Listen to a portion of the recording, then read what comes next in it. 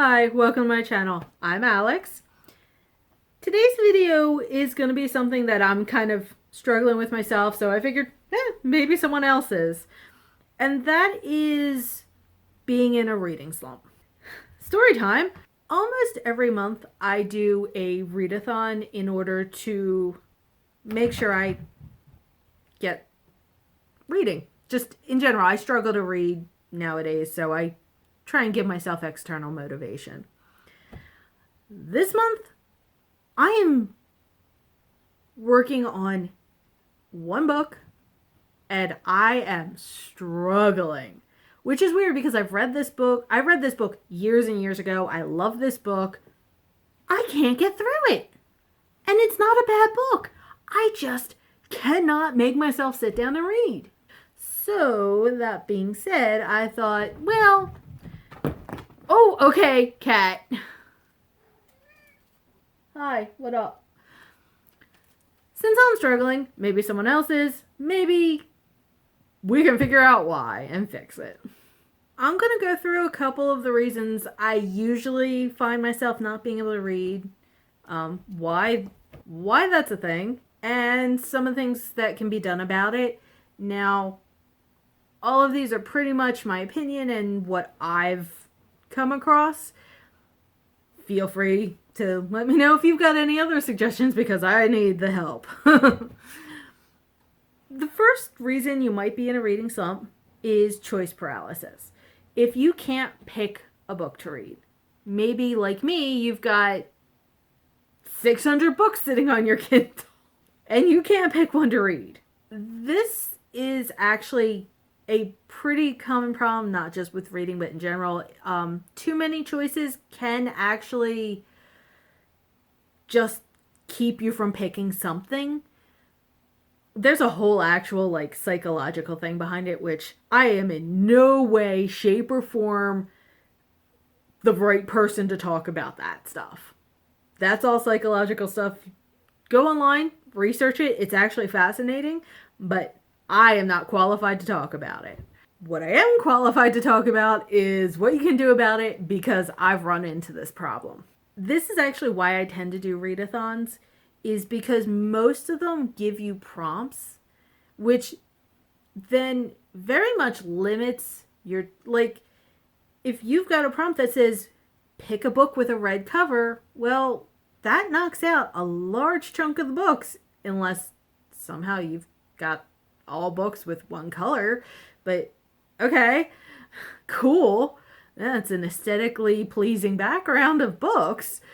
Using prompts like that can actually just take this very vast collection and narrow it down to a couple books to choose from. If you aren't really one for readathons, you could use a random generator. There are a couple out there. You can just stick in the titles of your books or assign all your books a number and let it randomly choose one. I personally have too many control issues to do that, but it would be a thing. I might have to do it later at any rate because that could be really interesting.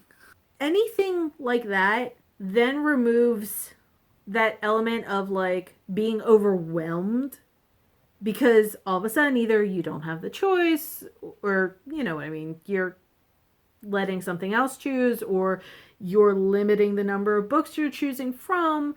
You just want to take that overwhelming choice and bring it down to something more manageable. Second reason you might be in a reading slump. The book you picked wasn't what you expected. I actually ran into this with the book before I started my current read. It wasn't a bad book. By any shot, I'd still like to finish it. But I wasn't expecting how grim it was, especially right off the bat. I was expecting something far more lighthearted. And because of that, it wasn't the easiest thing for me to get through because I wasn't expecting it. So one of the solutions to that is you could, and I know it sounds counterproductive, but set it aside so you can start something that's more what you're looking for. If you wanted a lighthearted read and you ended up with something that was just dark and dreary, set it aside and pick up something you know is going to be lighthearted. You can always go back to it later. If you need to reread the beginning, so what? You need to restart it. Pick up what you want to actually be reading. If the book turns out to be awful, and I hate saying that, but everyone's got their opinion of what's awful, and sometimes it happens, DNF the book. Don't force yourself to read something you do not enjoy reading.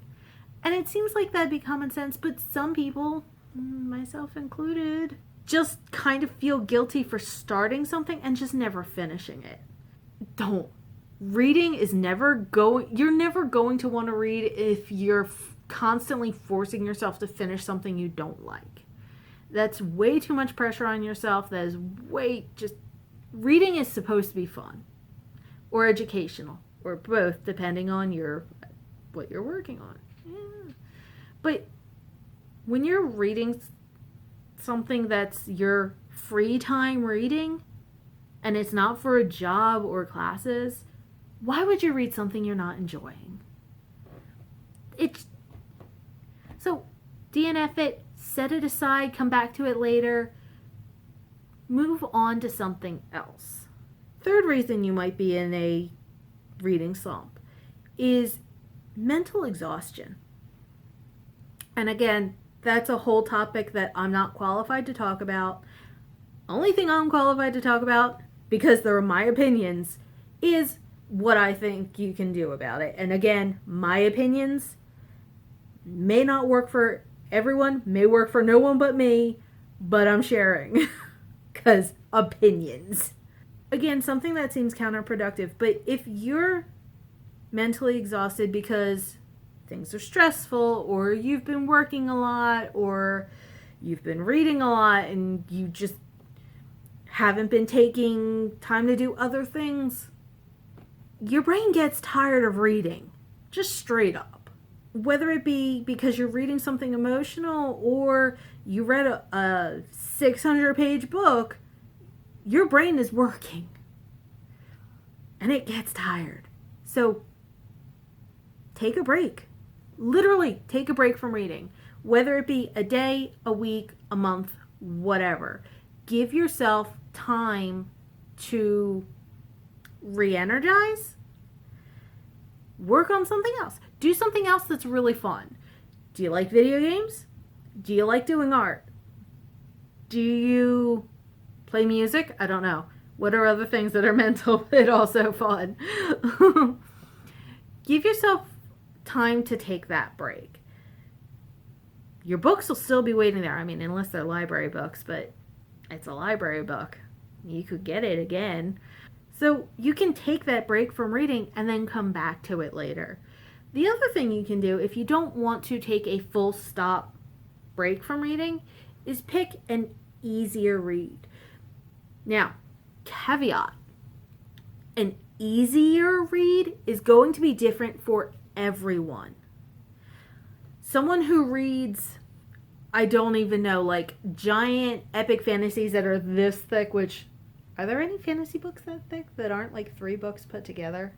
For someone who reads these books, a book like this that's heavily contains a heavy amount of terminology and whatever might be an easier read to them. For me, easier reads are comic books. I've read some long comics. They're like,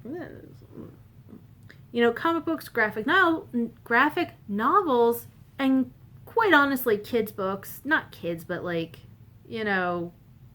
teenager books. They're easier reads for me. I like comic books. They're fun.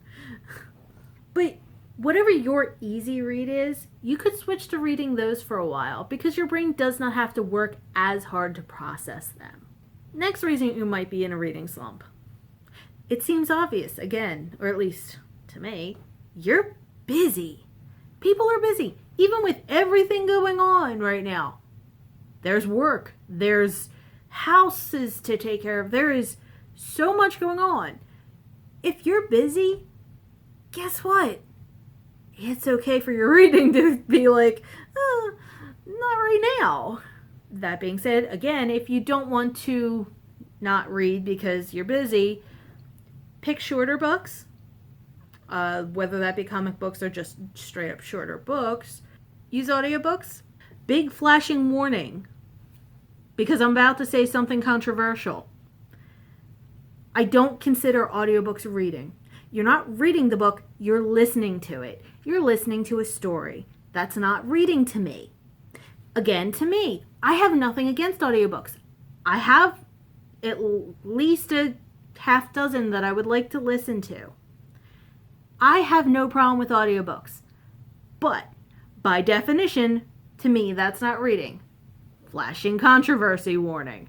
I'm not here to start a fight with anyone. That's my personal opinion.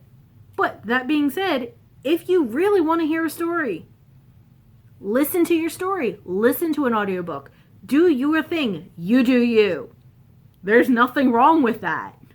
The final reason that I have run into for why you might be in a reading slump is actually, it's partially expectation, but partially I put it under the term peer pressure, especially here on YouTube.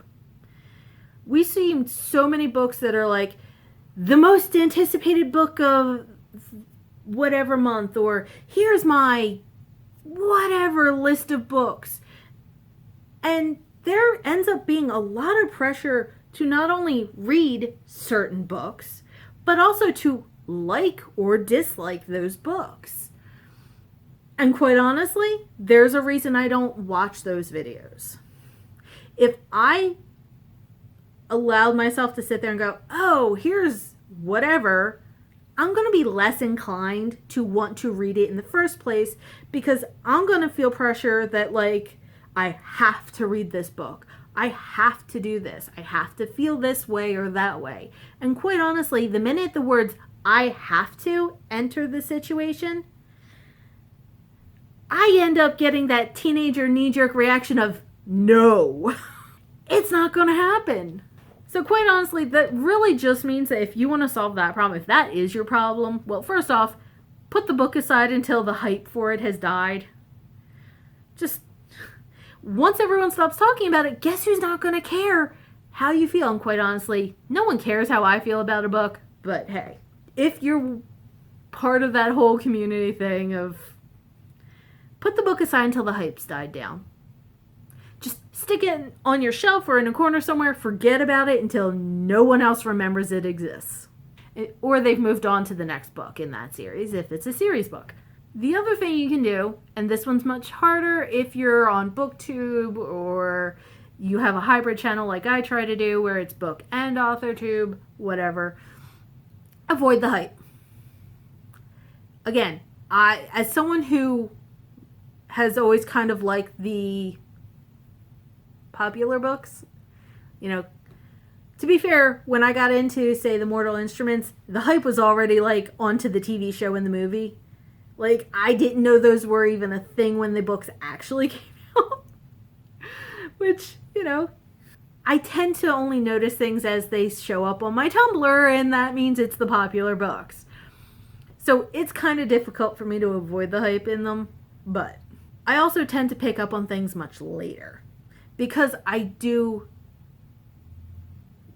not censor, but like, I'm very picky about the things that come across my social media. So anything where I know I'm going to get overhype over certain things, I tend to just block. So if at all possible, avoid the hype that's around the books you want to read. It'll just make your life a whole lot calmer. I know, personally, not all of these are the easiest thing to do. Especially if you run a YouTube channel or you have work that you have to do or you've got a busy family. But these, with any luck, some of these you'd be able to do and they'll help you. If you've got other reasons that you might be in a reading slump or suggestions on how to get out of them, please let me know. I need all the help I can get. Thank you for watching, and I'll see you in my next video. Bye.